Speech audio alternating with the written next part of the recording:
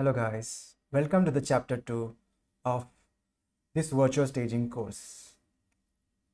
In this chapter we are going to learn how to match camera or set up camera for this particular course. But before we do that, let's just go and see the image that we are going to use for virtual staging in this course. So I have here two images shortlisted for you. The first one is this and another one is this. Both are living room images, and this is a little bit warmer image. We have a nice light coming from outside and few lights inside as well. This is a nice composition. It has ceiling, flooring, and the camera is placed right to create enough space for virtual staging. You can put a lot of furniture over here. And in this image, this is also another nice image. Here we have a nice interior lighting going on. We have two sources of light, and there is a soft light coming from outside, which makes it a combination of cool and warm, as you can see. So I think we are going to use one of these images, and I think this image is going to be a good image for this particular course. So let's just go with this one. So before we go and take this into 3ds Max, we have to find out the resolution of this image, because we are going to use the resolution of the image throughout the course. So let's go to this three dots, and here you can see file info. Here I can see the size info as 5808 by 3882 pixels. So this number we have to keep in mind, because we are going to use this number inside 3ds Max for a couple of reasons. So let's just go and take this image inside 3ds Max and start working with this.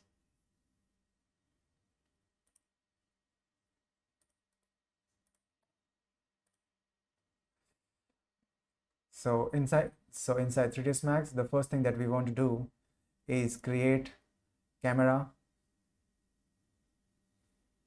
and we are going to create standard target camera in the front view. Just drag.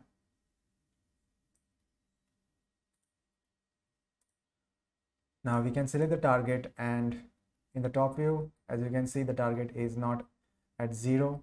So we can select the target and make it 0 over here in all the three axes, X, Y, and Z axis. But here in camera, we are going to make 0 in X axis only, so that the camera is in our straight line. In the perspective view, you can see the camera over here.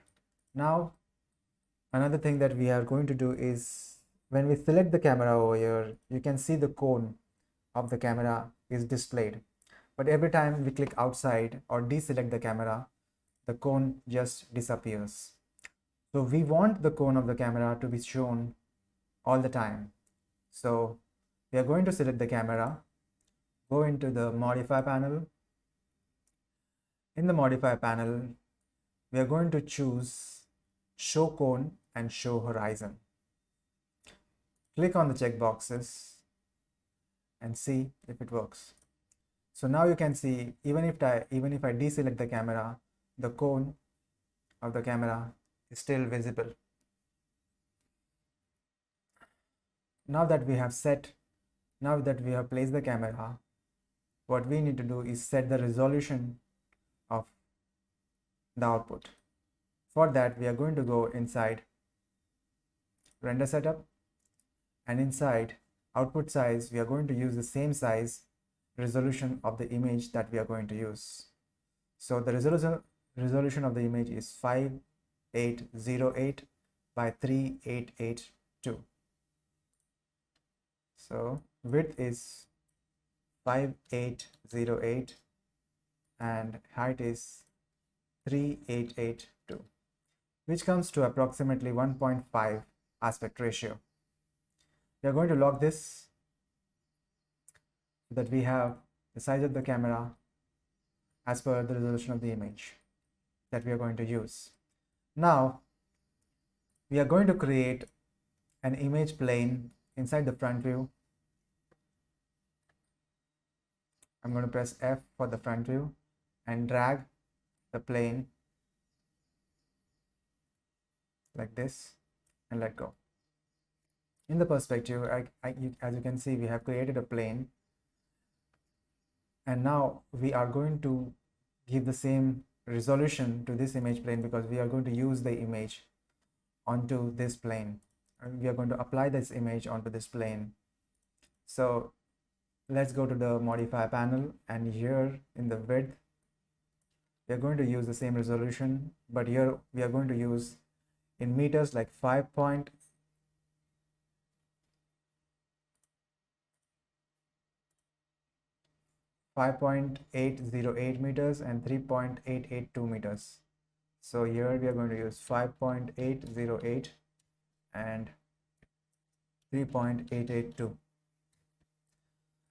Here now you can see inside the image we have this image plane has segments to it. 4 segments, yeah, 4 segments. We don't need these segments right now, so we are going to reduce this to 1 and 1. And then once you have reduce the segments, we are going to adjust our camera with respect to the image size.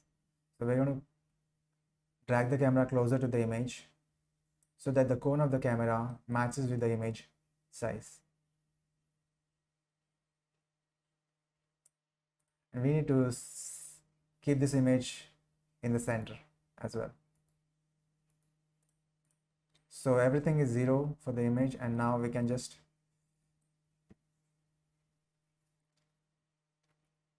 drag the camera closer to the image.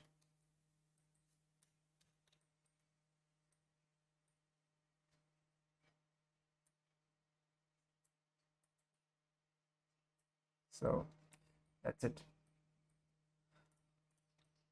Now that our camera and image plane are aligned, we're going to select the camera and make it a free camera instead of a target camera. We don't need the target anymore, so we are going to choose and make this camera as a free camera. So now you can see the target has disappeared, and then we are going to link this image to our camera.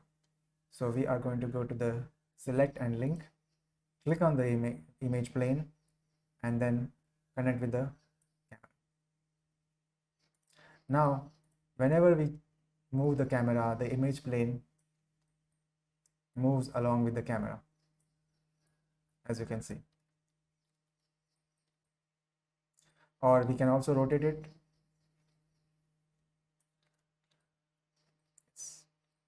So now that our image is linked, our image plane is linked with the camera, now let's add the image to this plane.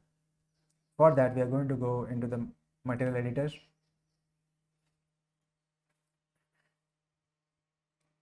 Here we are going to choose standard material, scanline standard material, press OK. In this standard material, I'm going to rename this as image plane. In this standard material, in the diffuse slot, we are going to select bitmap, and we are going to choose the image that we are going to use for this particular course.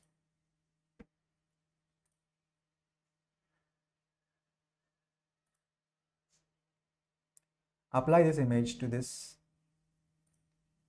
Now you can see the image is getting tiled onto the plane. That is because we are using real world mapping for this particular course. So first thing that you want to do, select the image plane, and inside the modifier panel, here you can see generate mapping coordinates, real world map size. So we can off the, once you tick off the real world map size, you can see the image is takes the entire size of the image plane, and it is shown properly without any tiling. And here also we are going to remove this use real world inside the bitmap. We are going to remove the use real world scale for the image also. So now there is no real world happening. We'll go back to it, and here inside the blend shader or standard shader, in the self illumination slot, we are pump it up to 100 so that the image is visible more clearly and more brightly. Now that we have connected our image plane to the camera, we can just move the camera, and the image plane will always be with the camera itself. Okay, let's just move the camera a little bit up.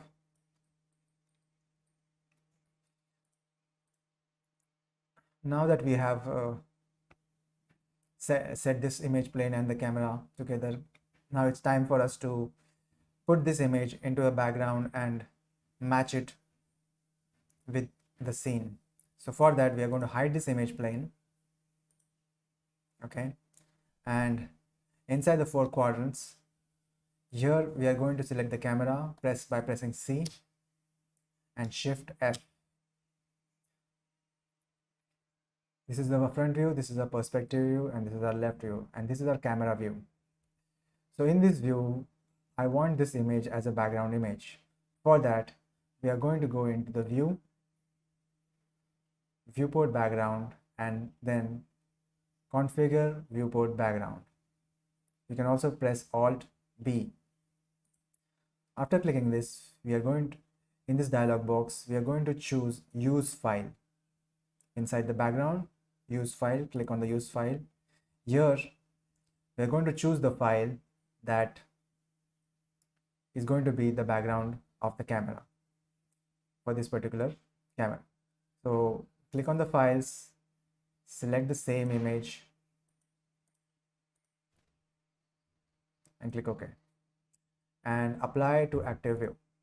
So now that we have this image background in this particular view only, and all of other viewports are free, as you can see, we are going to select this image, and I'm going to hide this, and here you can see this image is visible in the background.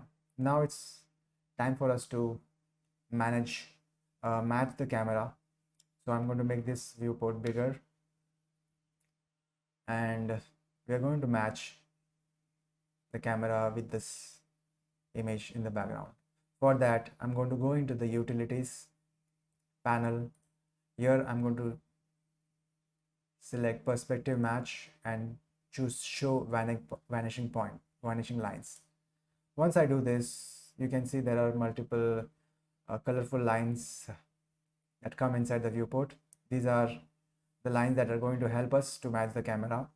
But before that, it's very important to understand the size of the interior. For that, we are going to use whatever information that we have inside this image. The information that we can see right now is the door. We are going to use the size of the door to determine the height of the interior that is already here. So by default, the size of the door, the height of the door, we have to find this. So I'm going to go into the Google search. Here I'm going to type standard dimension door.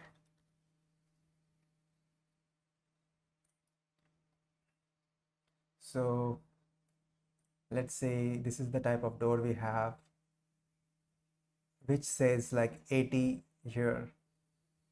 If you can see the height of the door.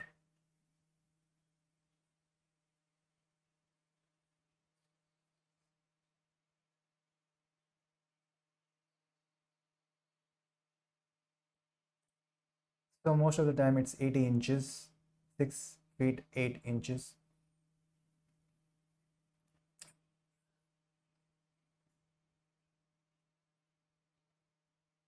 So the door height is usually 80 inches. The standard door height is usually 80 inches. So we are going to use it 2100 mm or something else. So let's just type and see what we can get. We're going to create a box over here, and height we are going to go and say 80 inches, which is approximately 2 meters. So let's place this with the door and see how this works.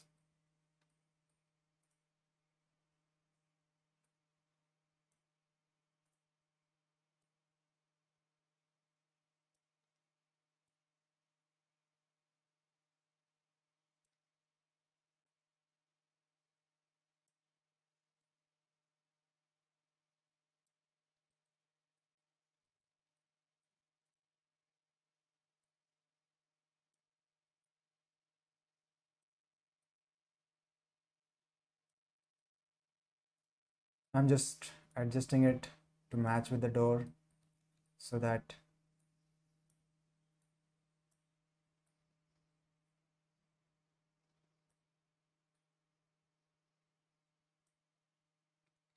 we are somewhere close to the size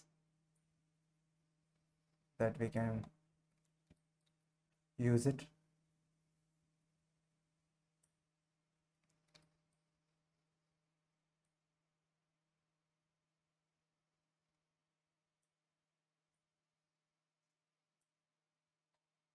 So I think so we are close to this door. That is, as you can see, the door is matched. Now we are going to use this door as a reference point for us to match the camera. Again, we are going to go to perspective, utilities, perspective match, and show vanishing points. Now you can see, now when I move this handles, you can see this door is, we can see the viewport trying to adjust itself. So before that, we actually need to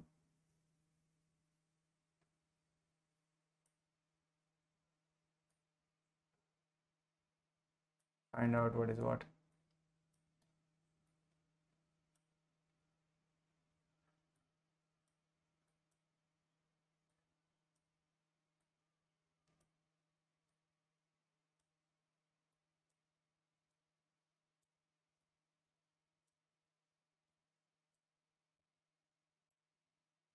So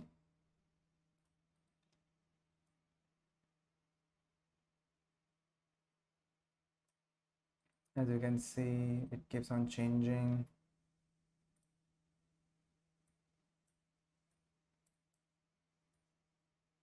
But we need to understand what is x, y, z. So x is this, so red goes on this side, and y is this, so y comes on this side, and then we can just adjust it accordingly.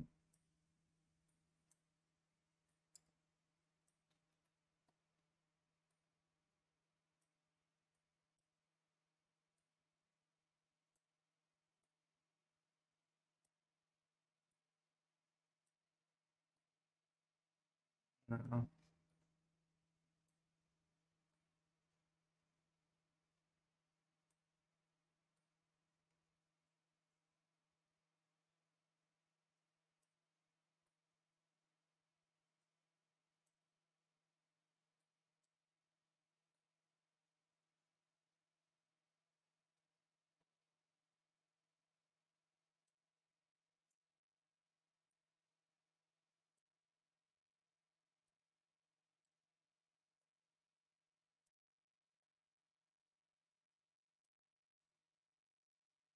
so now that we can see the camera is very much closer to this resolution, the image.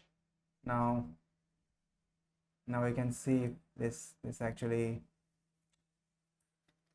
adjust it accordingly to match our perspective and see how close we can actually get to it with respect to the height and everything.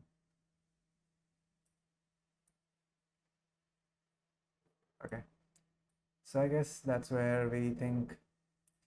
Now let's just, this is like basic understanding of how we have to match the camera. Now we'll just create an image plane from here and see how this looks properly or not. So as you can see, our image is flooring is getting matched over here. So let's just increase the size and see if it's matching. I think so, this is good. And now we can directly go on creating walls and everything. So let's just start creating the walls. So inside the perspective view, I'm going to create a box from here. Just drag a box, and the height is not important. Most important is the width of it. We are going to 150, which is actually 6 inches. All the walls are approximately 6 inches. So I'm going to place it over here and see if it matches my. I'm going to hide this and match the flooring and the wall. So there we are, and match the wall to the corner. Now I'm going to adjust the height, which is approximately 2.375. The height is not important because we have already matched the height of the door. So this is approximately the height that you will get in reality also. This, wherever this scene is in USA or some part of the United States where this photograph is taken, this would be approximate height of the walls, because the door height is somewhere around 2.1 meters, I guess. So here we are going to just select the box, convert to editable poly, and then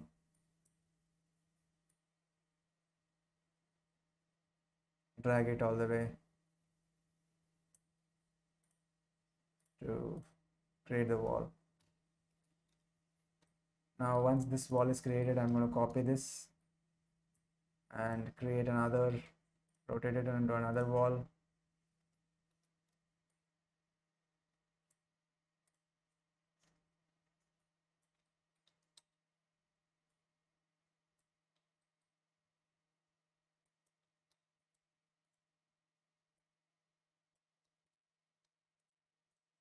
Now let's see, you can see this camera, this wall is over here, and then we don't want this to be instance, and so we can select this vertex and move it the other side.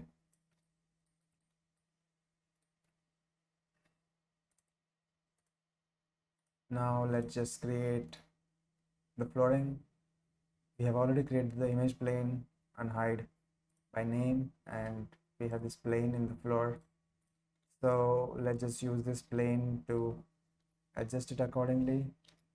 So I'm going to use this plane and take it below the walls, and here I'm going to say convert to editable poly, select the vertex and adjust it accordingly. Now we are going to add some thickness to this plane, because once we get into the lighting the image or scene, we do not want any kind of light penetration happening. So I'm just going to add a shell, and here I'm going to say 0.1, and outer is going to be 0. So as you can see, this flooring is coming below the walls. We are not intersecting or doing anything. So we have the wall, we have this, and we have the flooring. We can also go and create ceiling with this, and preferably, so as you can see, now that we have this flooring and ceiling, let's just name them. So this is wall 1, and control C, control V to wall 02, ceiling, flooring, floor, and ceiling.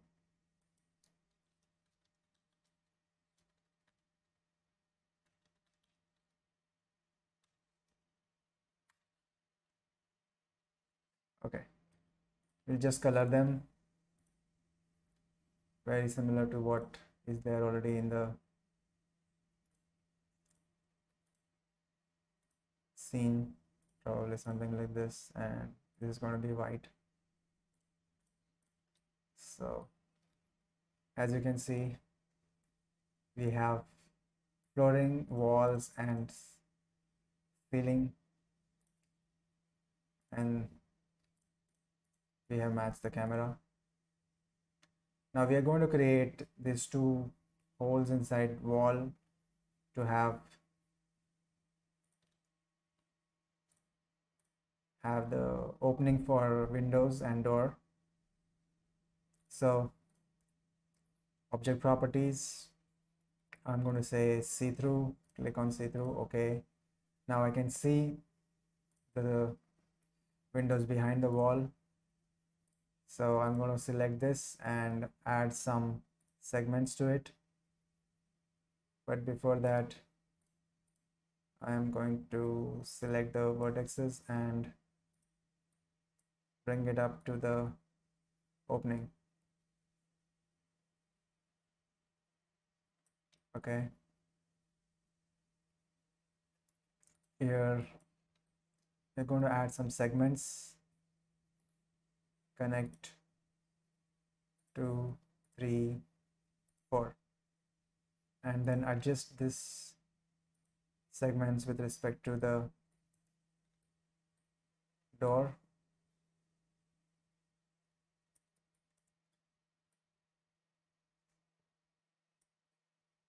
Again, for the window.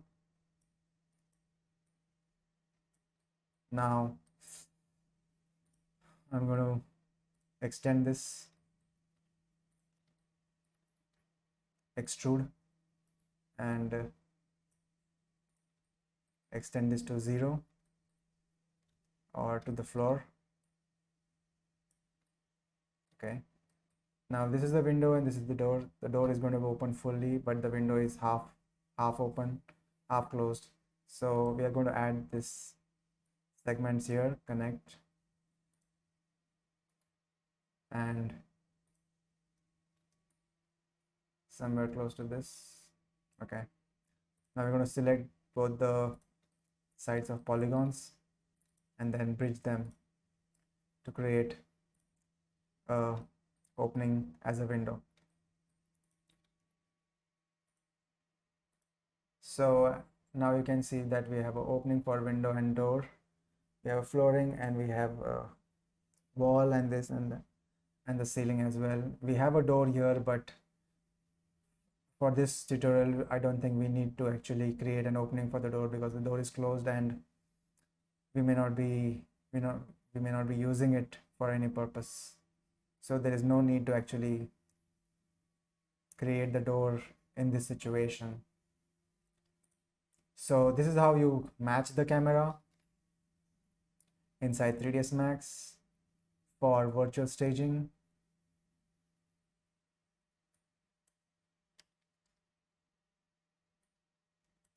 In case you want to just drag it, drop it down, you can do this, but I think so this is good. So